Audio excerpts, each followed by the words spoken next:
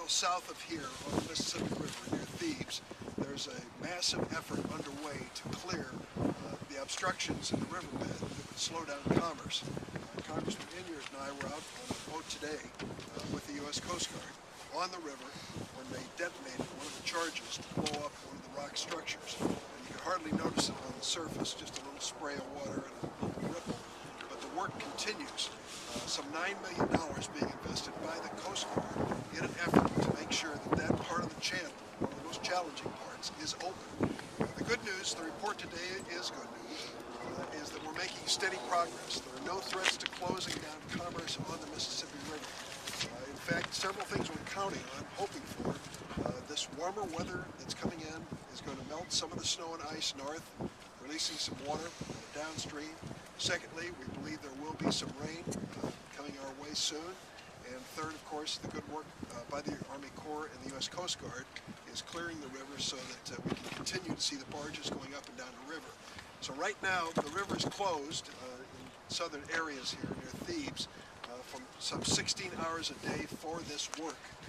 8 hours, they open it up for the barges, and they clear all those that are waiting in queue, so there isn't any backup in a day or two of commerce.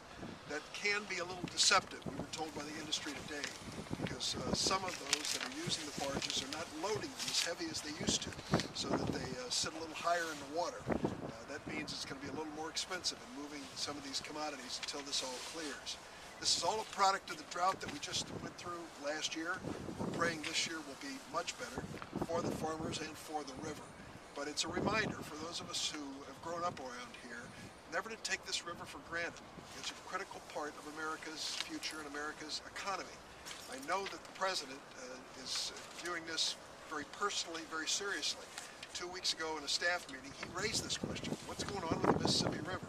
At which point I got in touch with the White House, and we started working with the agencies. And their basic message to me was do what it takes to keep that river open. And we're determined to make that happen. I want to salute the agencies that are involved. You'll hear from the Coast Guard in a minute. But the Army Corps of Engineers, all the other agencies. We had a great briefing this morning, and the thing that really struck me was the tremendous cooperation that we're seeing between the Coast Guard, the Corps of Engineers, and the maritime industry. Everybody's working together, all the state, federal, and local agencies, as well as private industry, working together to keep the river open and to ensure that our economy continues to thrive. As the Senator indicated, this is not just a local issue or a state issue, but or even a national issue. It's indeed an international issue.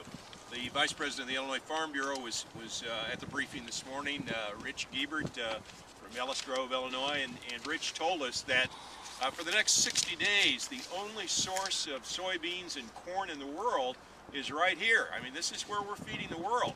And if we can't get those soybeans and corn down, then the consumers of those agricultural products are in trouble. And until Brazil and Argentina and some of the South American countries' crops start coming in, the Southern Hemisphere crops start coming in about 60 to 90 days, we want to make sure that we get those products to market, that we make those sales, so that we keep that money going into our economy. That you have been paying to the river, we really appreciate it.